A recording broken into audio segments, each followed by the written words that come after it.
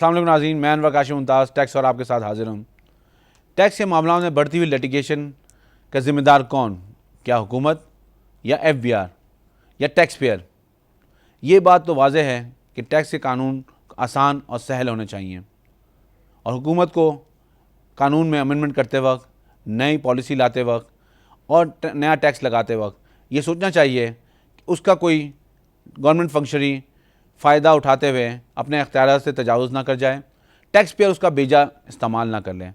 आज हमने अपने इस्लामाबाद स्टूडियो में दावत दी है जनाब हाफिज़ इदरीस साहब को, जो सुप्रीम कोर्ट के एडवोकेट हैं और फॉर्मर प्रेसिडेंट हैं पिंडी इस्लामाबाद टैक्स बार के। हाफिज़ साहब, सर आपकी गहरी नज़र है टैक्स के मामलात में, तो मैं अपने सवाल का इफ्तिदा यहाँ से करता हूँ कि जी आप मुझे ये बताएं कि जो टैक्स मामलात में लिटिगेशन बढ़ती जा रही है, इसकी क्या वजह, बुनियादी वजह क्या है? अस्सलाम वालेकुम। सबसे पहले काशिफ साहब आपका शुक्रिया। देखिए, बात यह है कि पिछले 8-10 साल से जो टैक्स लिटिगेशन बढ़ी है जी, उसकी 2-3 बुनियादी वजूहत हैं। जी हाँ। सबसे पहले इनकम टैक्स में जो लिटिगेशन बढ़ी है उसकी वजह इनकम टैक्स ऑर्डिनेंस 2001 जो इंट्रोड्यूस कराया गया, 79 ऑर्डिनेंस को रिपील करके, जी, तो लैंग्वेज और टर्मिनोलॉजी और सारी चीज़ें बदली गई। एक तो बुनियादी वजह वो हुई कि ये जो स्विच ओवर किया इन्होंने ऑर्डिनेंस को, उसकी वजह से लिटिगेशन बढ़ी। सही। दूसरी लिटिगेशन बढ़ने की वजह 18th अमेंडमेंट के बाद सेल टैक्स ऑन सर्विसेज जब सूबों को गया, जी, तो उसके हवाले से जो relevant amendments sale tax act में और फेडरल एक्साइज एक्ट में आनी चाहिए थी, जी, वो प्रॉपर नहीं की गई और ना ही उसे टाइमली किया गया। सही, उसकी वजह से डबल टैक्सेशन होना शुरू हुई। ठीक, और तीसरी सबसे बड़ी वजह जो है हम कह सकते हैं, जिसके दो पहलू हैं। जी, एक तो ये है कि ज़रूरत से ज़्यादा दबाव जो है एग्जिस्टिंग टैक्स पेयर पर, जी, और सेकंड ये है कि जो ऑफिसर हैं, फंक्शनरीज हैं FBR के, उनका lack of knowledge and training. Okay, ये वो चंद वजूहात हैं जिसकी वजह से टैक्स लिटिगेशन बढ़ती ही चली जा रही है। अच्छा सर, टैक्स टारगेट कोई इशू नहीं है इसकी वजह? टैक्स टारगेट नहीं है? नहीं, तो that unreasonable is tax also are- one of the जी, that is also one of the reason.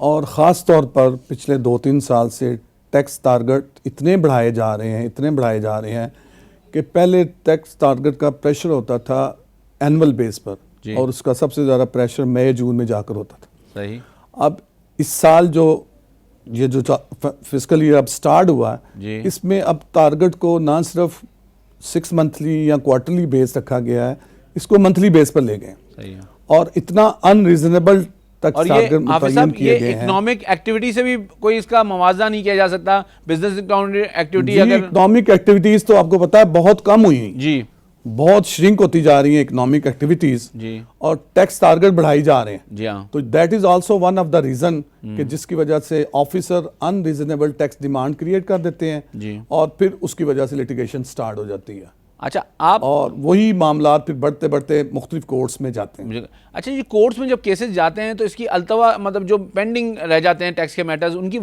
बुनियादी वजह क्या है? क्यों इतने पेंडिंग रहते हैं टैक्स के मैटर्स? उसकी एक वजह तो ये है कि कोर्ट्स में पेंडेंसी ऑफ मैटर्स बहुत ज़्यादा है, केसेस बहुत ज़्यादा है। ठीक है, और दूसरी बड़ी वजह यह है कि हमारी सिंध हाई कोर्ट देख लें, लाहौर हाई कोर्ट देख लें, इस्लामाबाद हाई कोर्ट देख लें, तो कई स्वाए लाहौर हाई कोर्ट में टैक्स बेंच है इलादा, जबकि बाकी इलाकों में या बाकी हाई कोर्ट्स में टैक्स बेंच इलादा नहीं है। नहीं सिंध में भी है सर, सिंध में भी टैक्स है। बेंच इलादा ना होने की वजह से पेंडेंसी बढ़ती जा रही है। नहीं, सिंध में भी टैक्स बेंच अलग है। लेकिन इस्लामाबाद हाई कोर्ट में टैक्स बेंच इलादा नहीं है। नहीं है। और यहाँ क्योंकि अब जैसे जैसे पीरियड बढ़ता जा रहा है, जी, तो बड़ी बड़ी कंपनीज जो हैं, मल्टीनेशनल या नेशनल कंपनीज, उनके हेड ऑफिस कराची से शिफ्ट होकर जी। इस्लामाबाद आते जा रहे जी हैं, हाँ। जबकि इस्लामाबाद हाई कोर्ट में टैक्स बेंच नहीं है। तो आपके ख्याल में उसके टैक्स बेंच ना होने की वजह से पेंडेंसी बढ़ती जा रही है। ठीक, तो आपके ख्याल में बुनियादी वजह यह है कि टैक्स बेंच नहीं है, तो एक एक्सक्लूसिव टैक्स बेंच होनी चाहिए। स्पेशलाइज्ड जज भी नहीं है। अच्छा, इस्लामाबाद हाई कोर्ट में स्पेशलाइज्ड टैक्स जज भी नहीं है। इसकी वजह है? उसकी वजह से भी पेंडेंसी हो रही है और प्रायोरिटी नहीं दी जाती है टैक्स मैटर्स को। सही है। अच्छा, अब अगर हम ये देखते हैं कि जो टैक्स के केसेस जाते हैं, हम अगर मवाजना करें सिंध हाई कोर्ट का, लाहौर हाई कोर्ट का, इस्लामाबाद हाई कोर्ट का, तो बहुत सारे केसेस मेंटेनेबिलिटी पे जो हैं उनको खारिज कर दिया जाता है, उड़ा दिया जाए। जी हाँ, जी हाँ, उनको खारिज करें, तो वो तो शॉर्टकट है ना जी। जी, तो क्या वजह क्यों वो तो शॉर्टकट, कोर्ट क्यों नहीं एक्सेप्ट करती, क्यों अप्रिशिएट नहीं करती कि टैक्स पेयर? असल वजह यह है कि मतलब किसी भी लेवल पर देखा जाए तो रिस्पॉन्सिबिलिटी कबूल करने को कोई तैयार नहीं। अच्छा, आप कमिश्नर अपील के पास चले जाएं, रिस्पॉन्सिबिलिटी लेने को तैयार कोई नहीं। सही है, ट्राइब्यूनल में चले जाएं, रिस्पॉन्सिबिलिटी लेने को तैयार कोई नहीं। सही है। या तो वो मैटर रिमांड कर देते हैं या पेंडिंग चले जाते हैं। इसी तरह जब हम हाई कोर्ट्स में जाते हैं तो सबसे पहला जो हर्डल आती है वो मेंटेनेबिलिटी आती है। जी, तो कोर्ट्स की कोशिश होती है कि इस केस को मेंटेनेबिलिटी पर उड़ा दिया जाए। सही, जब वो उठता है तो उसकी वजह से फिर इंट्रा कोर्ट अपील्स आ जाती हैं। जब सही। इंट्रा कोर्ट अपील भी मेंटेनेबल होती है तो फिर मैटर सुप्रीम कोर्ट तक चले जाते हैं, CPLA में। सही है, तो अगर कोर्ट्स रिस्पॉन्सिबिलिटी एक्सेप्ट करना शुरू करें, इश्यूज को डिसाइड करना शुरू कर दें, तो तब भी लिटिगेशन कम हो जाती सही है। है। अब हमारे यहाँ एक और जो बहुत बहुत बड़ा प्रॉब्लम है, हर एपलेट स्टेज पर एपलेट अथॉरिटी कोशिश करती है इस मैटर को रिमांड कर दें, हम सही है। सेट असाइड कर दें, दोबारा नीचे भेज दें। सही है। हालांकि चाहिए ये है कि एपलेट अथॉरिटीज़ अपना बर्डन उठाएं और इशू को रिजॉल्व करें। जब एक बार इशू रिजॉल्व हो जाएगा तो आपको पता है टैक्स मैटर्स में तो हर साल हर टैक्स पीरियड इन्वॉल्व होता है। जी हाँ, अगर एक टैक्स पीरियड में या एक टैक्स ईयर में एक इशू है, अगर वो जल्दी रिजॉल्व हो जाए तो अगले साल में वो मामला जो है खत्म हो वजह। जाता है। लेकिन मुझे ये हमारे यहाँ ये होता है कि पाइल अप होते जाते हैं केसेस साल ब सही है। साल, साल ब साल, और इशू रिजॉल्व नहीं होते। बिल्कुल सही है। लेकिन मुझे ये बताएं कि जो टैक्स अपीलेट रेमेडीज हैं उनका इंडिपेंडेंट होना कितना इंपॉर्टेंट है इस तरह के फैसलों के लिए?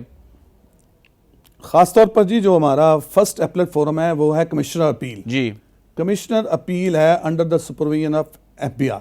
सही, वहाँ मेंबर लीगल है, उसके अंडर होते हैं। जी हाँ, हालांकि ये सबसे पहली कोर्ट है, इट शुड बी इंडिपेंडेंट, सही, it should be under the control of इधर हाई कोर्ट और लॉ मिनिस्ट्री। सही, अगर ये पहला फोरम हमारा ठीक हो जाए, इंडिपेंडेंट हो जाए, तो आधी लिटिगेशन तो यहीं खत्म हो जाए। ठीक, और फिर आता है ट्राइब्यूनल। जी, ट्राइब्यूनल भी अनफॉर्चुनेटली हाई कोर्ट्स के अंडर नहीं है, वो मिनिस्ट्री ऑफ लॉ के अंडर है। सही, अगर इसका भी आपको पता होगा कि लिटिगेशन चल रही है कि ये एपलेट फोरम जो है और एपलेट ट्राइब्यूनल के मेंबर्स की अपॉइंटमेंट जो है ये रेलिवेंट हाई कोर्ट के चीफ जस्टिस साहब करें। जी, अगर ये एक्शन हो जाए और ये तय हो जाए और इंडिपेंडेंट हो जाए सारे फोरम जी, और डायरेक्ट हाई कोर्ट की सुपरविजन में आ जाए, तो बहुत ज़्यादा लिटिगेशन जो है पहली स्टेज पर ही ख़त्म हो जाए और वो हायर कोर्ट्स तक जाने की नौबत ही ना आए। लेकिन ये जो अकाउंटेंट मेंबर्स आते हैं और ये वापस FBR में चले जाते हैं, ये भी वजह आपके ख्याल में है कि ये जो है प्रॉपर ये इंडिपेंडेंट फोरम नहीं है?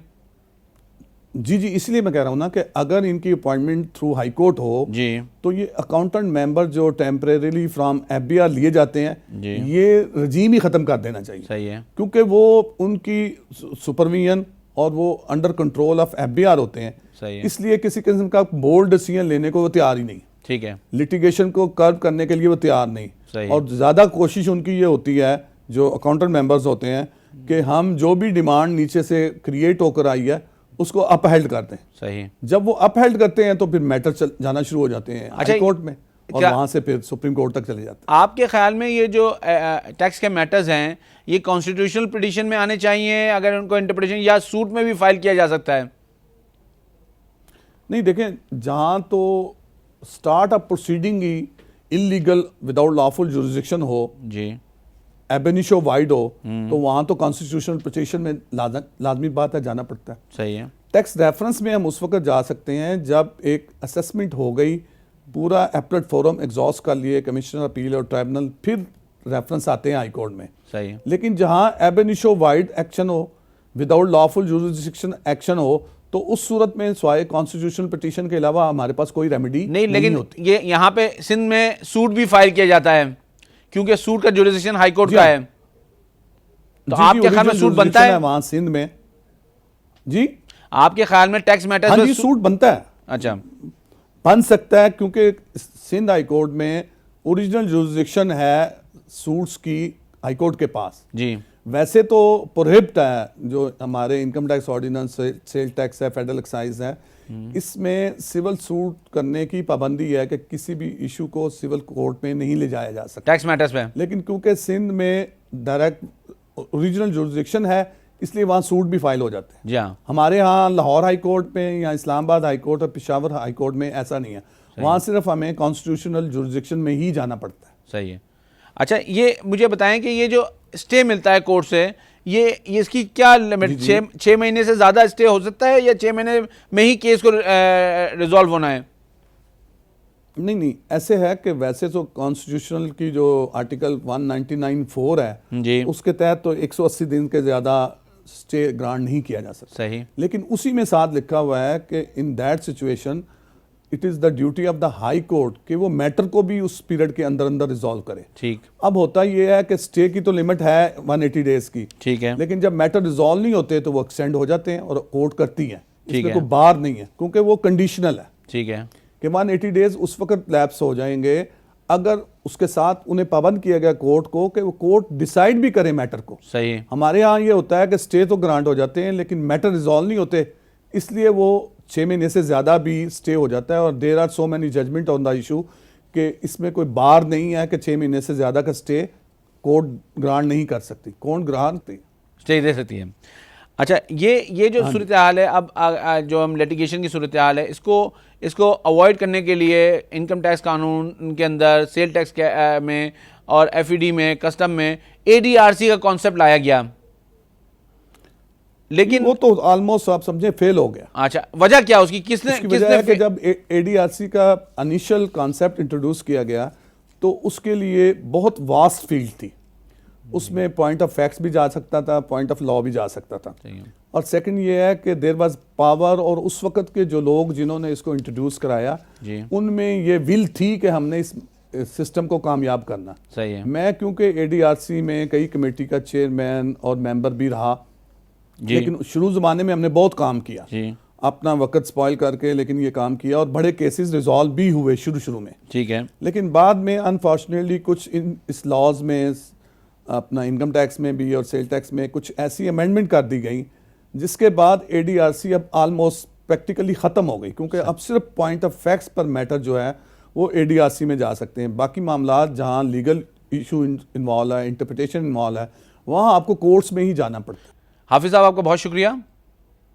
यहाँ लेते हैं एक ब्रेक के बाद हमें एक मेहमान ज्वाइन करेंगे कराची स्टूडियो में, जिनसे हम इसी मौजू पे डिफरेंट एंगल लेंगे और बात करेंगे।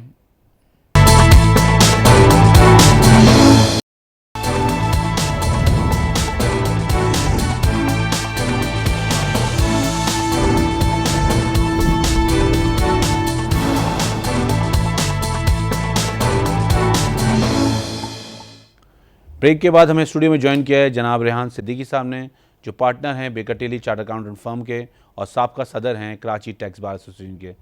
हम रेहान साहब से सवाल करते हैं कि उनके ख्याल में क्या राय है जो टैक्स लिटिगेशन बढ़ती जा रही है और उसके क्या मसला क्या है असल में, और आप क्या समझते हैं कि इसका हल क्या है? बिस्मिल्लाहिर्रहमानिर्रहीम। शुक्रिया अनवर। हमारा जो टैक्स सिस्टम है पाकिस्तान का, इसके अंदर हमें अव्वल तो एक हमारी भी पाथ कोई डिसाइड नहीं हो रही है, और लिटिगेशन इंक्रीज जो डे बाय डे हो रहे हैं, उसमें सबसे बड़ा जो हमें एक प्रॉब्लम यहाँ आ रहा है वो है हर साल एफबीआर जो टारगेट्स अपने फील्ड ऑफिसर्स को देता है, सही, वो टारगेट्स इतने अनरीजनेबल या अनअचीवेबल टारगेट्स हैं कि उनसे वो टारगेट्स नहीं पूरे हो पा रहे। अब जब टारगेट पूरे नहीं हो पा रहा है तो अल्टीमेटली आप क्या करेंगे? आप टैक्स पेयर्स के पास जाएंगे, वहीं से टारगेट आप पूरा करेंगे। ब्रॉडनिंग ऑफ टैक्स बेस पे नहीं, लेकिन हाँ, आप एक्सपेंशन भी कर सकते हैं। मैं वही आपसे उस तरफ आ रहा हूं कि broadening of tax base parallel होना चाहिए। ब्रॉडनिंग हो तभी आप देखें, नहीं तो इन्फ्लेशन की वजह पे आज जिसने जो बंदा 10 रुपए कमा रहा है वो अगले दफा 20 रुपए कमाएगा, तो आप उसके इनहांस वैल्यू पे लेंगे, मगर जो एक्चुअल इंक्रीमेंट है वो आपका आएगा नए टैक्स पेयर्स के। पाकिस्तान की 20-22 करोड़ की आबादी 2015 तक 1.2 million 12 lakh something odd figure है जो कि फाइलर की है, और इस साल जो एक फिगर है वो 9 लाख समथिंग ऑड फिगर है जिन्होंने टैक्स रिटर्न अभी तक फाइल किए हैं। सही। तो आपके पास तो जो एग्जिस्टिंग थे वो ही नहीं आ रहे हैं। तो अब उसमें यह है कि जब आपके पास वो नहीं है तो अब आप क्या कर रहे हैं? पुराने टैक्स पेयर से बेसिक वजह क्या है? अनरियलिस्टिक टारगेट्स हैं एग्जैक्टली या मिसयूज ऑफ पावर्स हैं? देखिए,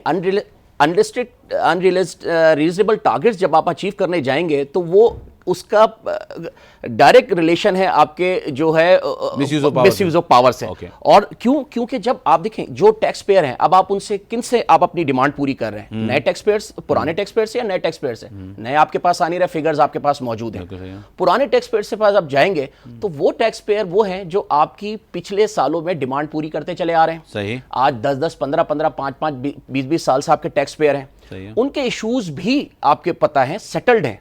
तो जब आप उनको मजीद निचोड़ेंगे तो आप ऐसे क्रिएट करेंगे इश्यूज कि जो इश्यूज एग्जिस्ट ही नहीं करते या वो जो है सस्टेनेबल नहीं है। चलें, ये तो एक वजह है।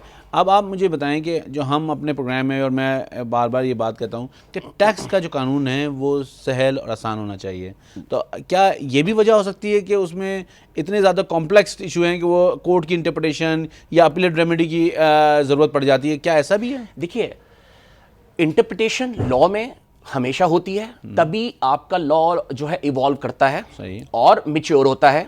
हमारा लॉ भी किसी भी कंट्री को आप देख लें, इंडियन लॉ देख लें, अपने हमारे हमसाए में अमेरिकन ब्रिटिश लॉ, वो इवॉल्व होता है इंटरप्रिटेशन से, कोर्ट के आने से।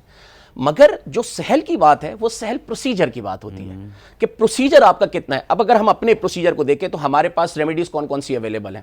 पहली रेमेडी आपको कमिश्नर लेवल पे अवेलेबल है, जो कि आपका जो कमिश्नर कंसर्न होता है उसके अंडर में ही आपके पास आ रहा होता है। दूसरा आपके पास ट्रिब्यूनल लेवल है। तीसरा आप हाई कोर्ट में जाएंगे, फिर सुप्रीम कोर्ट में। इसके साथ पैरेलल आपके पास जो है वो ADRC जो है वो अवेलेबल है, जिसमें आपको अल्टरनेट डिस्प्यूट रेजोल्यूशन कमेटी का एक कंसेप्ट है हमारे लॉ में। लेकिन रेहान साहब देखें, आपने अभी जो बताया कि कमिश्नर जो अपीलेट रेमेडीज अवेलेबल हैं, ये तो सारी FBR के अंडर में हैं।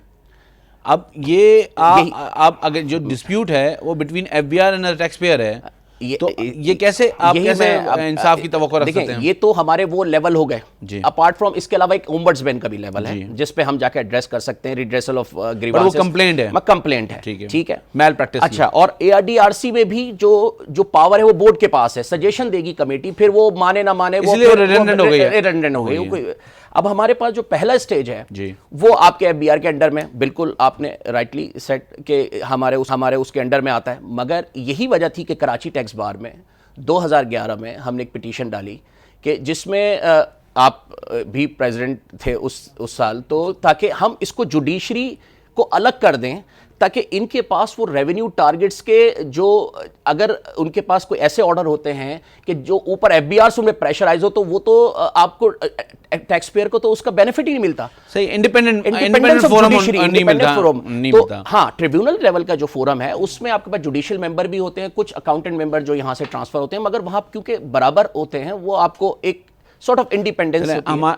आम लोगों के लिए आप मुझे ये बताएं कि अगर मैं एक टैक्स पेयर हूँ, मैंने रिटर्न फाइल किया, मेरा केस ऑडिट में सेलेक्ट हुआ, उसने असेसमेंट पास ऑन किया, उसके बाद मेरे पास पहला अवेलेबल फोरम जो है, कितने दिन में मेरे पास टाइम होता है कि मैं पहला अपीलेट फोरम एक्सेस कर सकता हूँ? विद इन आपका 30 डेज का टाइम होता है कि आप अपना जो है वो अपील फाइल कर सकते हैं उनके पास। अच्छा, अब इसमें और ये फ्री ऑफ कॉस्ट होती है? नहीं, इसमें एक इशू है, वो नॉमिनल फाइलिंग फी के अलावा मैं बात करते हैं, वो एक नॉमिनल फाइलिंग फी होती है जो 1000 या 2000 रुपये।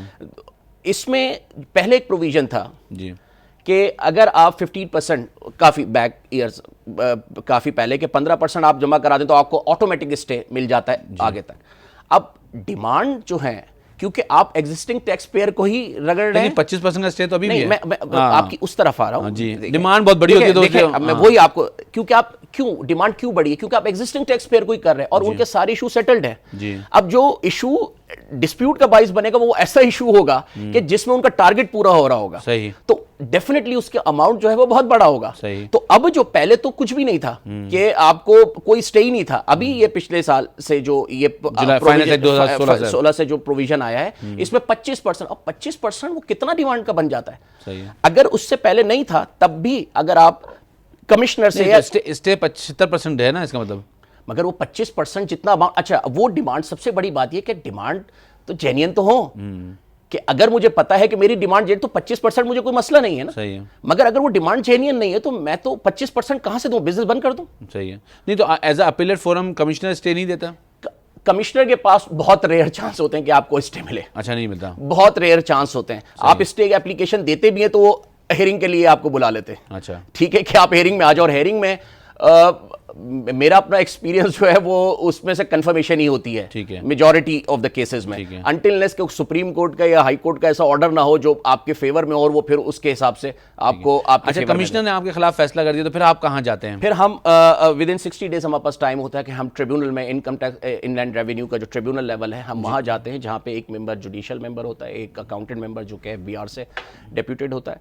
वहाँ पे आपकी जो है उसमें एक लेवल में यह है कि हम स्टे के लिए पहले, अगर यहाँ से हमें हो गया तो हम वहाँ स्टे के लिए अप्लाई करें। सही है। अब अगर वहां स्टे में एप्लीकेशन सुनने का कोई आपको नहीं, कितने दिन में आपकी स्टे एप्लीकेशन लगेगी, सही। तो आपकी एक्स्ट्रा कॉस्ट, फिर आप हाई कोर्ट में किसी जाएं, वहां से स्टे सुन लेके फिर आप अपना प्रोसेस, क्योंकि जानी तो आपकी जो वो है अपील, वो इसी प्रोसेस से जानी है हाई कोर्ट तक, डायरेक्टली तो जाएगी नहीं।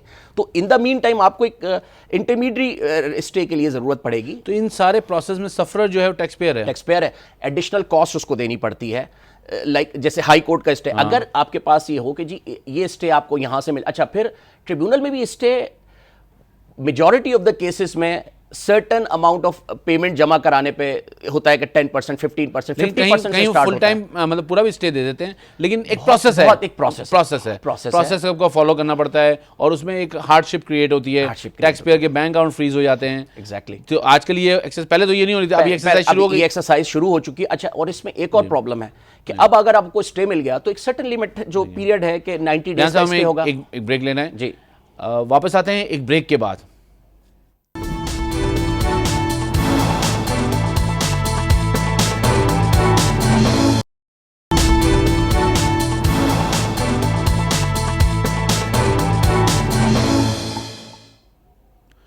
ब्रेक पे जाने से पहले हम बात कर रहे थे कि जो टैक्स पेयर को हार्डशिप क्रिएट होती है, कोई ऑर्डर होता है, उसमें एक ह्यूज डिमांड क्रिएट कर दी जाती है, और टैक्स पेयर जो है उसको different level of appellate proceedings जो है वो फॉलो करना पड़ता है, और डिफरेंट कॉस्ट बर्डन जो उस पर आता है उसको किस तरह कम किया जा सकता है। रेहान साहब हमारे साथ मौजूद हैं।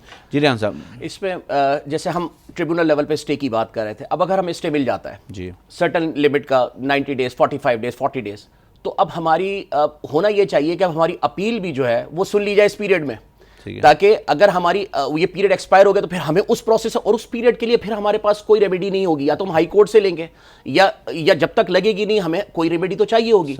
तो अब होता क्या है कि अब अगर आप अपनी अर्ली हियरिंग के लिए अप्लाई करते हैं या उसके लिए, तो वो इस्लामाबाद जाती है।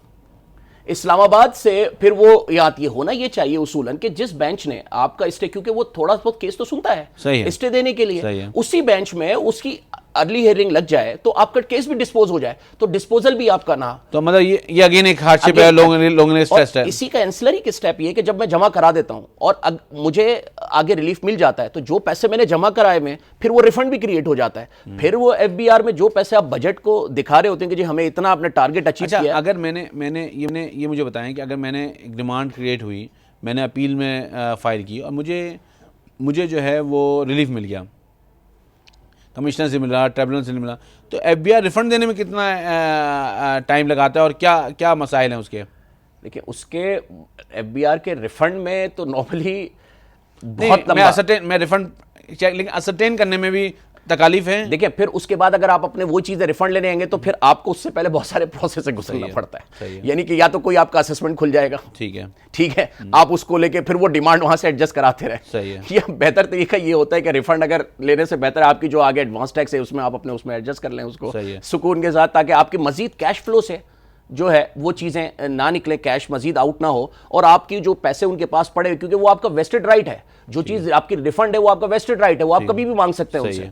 जब वो आपको मिलेगा तो आपके पैसे मेरे पैसे आपके पास पड़े हुए हैं, तो ये मेरा राइट है कि मैं उसको कैसे भी एडजस्ट कराऊं। और लेने में जो हार्डशिप है, कोई कमिश्नर या जितने भी अपीलेट रेमेडी है, इसमें कोई कदन है कि कितने दिन में ऑर्डर करना है? कोई ऐसा कोई लिमिटेशन है या वो जितने दिन में भी ऑर्डर करें?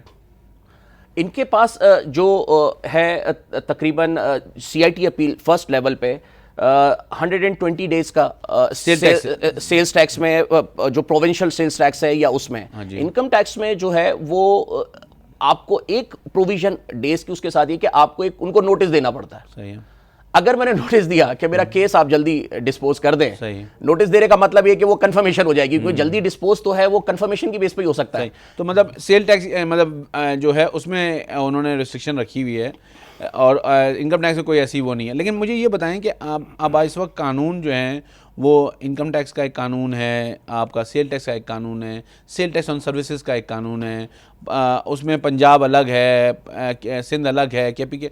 तो ये टैक्स पेयर के लिए इतनी मल्टी डायमेंशनल वो है, तो किस तरह ये मतलब ये तो लिटिगेशन बढ़ेगी? देखिए लिटिगेशन बढ़ चुकी है जी। सबसे मिसाल जो है हमारा अपना सिंध प्रोविंस में है, जहां पे एग्रीमेंट और सब कुछ होने के बावजूद अभी तक ये FBR और ये मिलके डिसाइड नहीं किया कर सके हैं कि पैसे बाउंड्रीज क्या हैं।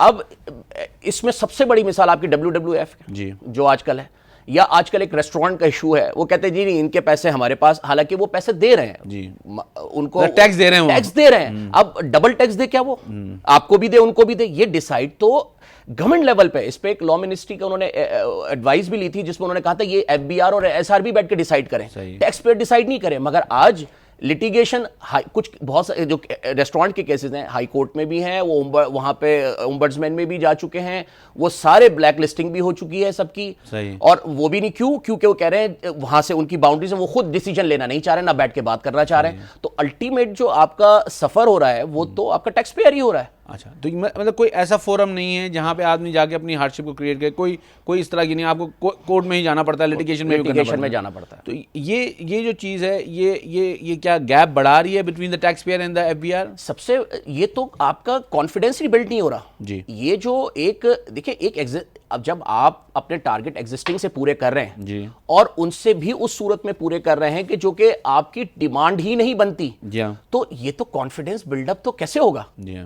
और यही वजह है कि आपकी अब टोटल आबादी में से इतने सारे मेजर्स, एमनेस्टियां और ये सब कुछ लाने के बावजूद जो आपके आज फाइलर और जो रिटर्न फाइलिंग के जो फिगर्स आदादो शुमार हैं, वो आप उसको खुद अंदाजा लगा सकते हैं कि उससे कॉन्फिडेंस बढ़ा है या गैप बढ़ रहा है मजीद। ठीक है। तो ये तो देखिए किसी भी टैक्स सिस्टम में सबसे बड़ा जो एक फैक्टर होता है उस निज़ाम को चलाने में या उस निज़ाम को मैच्योर करने में, उसको उस पर कॉन्फिडेंस होता है। क्या टैक्स पेयर को कॉन्फिडेंस है कि नहीं मैंने जो चीज़ दी है ठीक है, उसमें डेटरेंस के लिए होता है, ये ऑडिट डेटरेंस के लिए है, मगर हमारे यहाँ डेटरेंस के लिए ऑडिट नहीं है, रेवेन्यू मेजर्स है हमारे।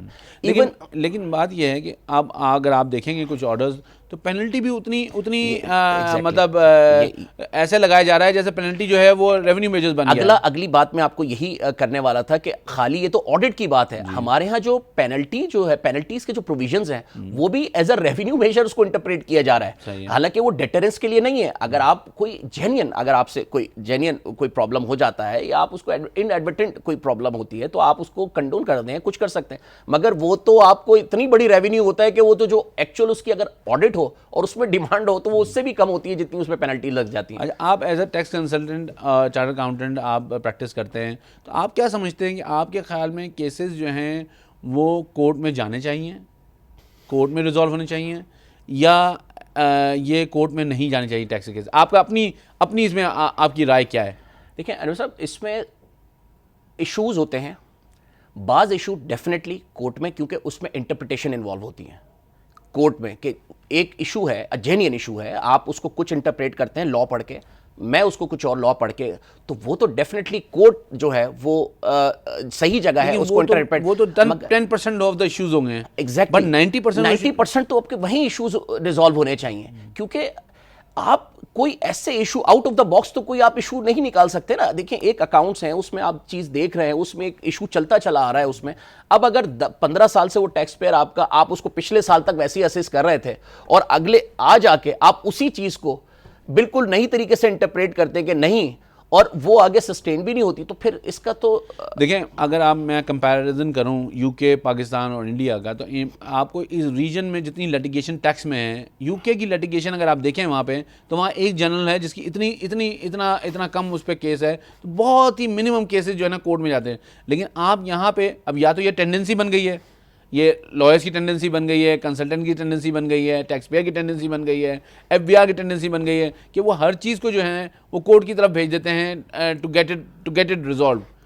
देखिए वो अपने ऊपर कोई भी आदमी जिम्मेदारी लेने को तैयार नहीं है। नहीं, अनवर साहब देखें, कोर्ट जाने से पहले आपके पास ये दो तो परमानेंट फोरम है ना जी, कमिश्नर और ट्रिब्यूनल। जी, यहां तो फैक्ट्स देखिए, असल आपकी चीजें होती हैं, वो आपके पास जो कोर्ट में केसेस जाते हैं वो तो लॉ की इंटरप्रिटेशन पे जाते हैं। बिल्कुल। असल चीज जो आपकी इवॉल्व होती है अकाउंट से, क्योंकि आप Facts अकाउंट से है, वो तो fact फैक्ट्स finding। और ट्रिब्यूनल जो है फॉर द फैक्ट्स जो है वो Last forum है fact लास्ट finding। फोरम है फैक्ट फाइंडिंग का।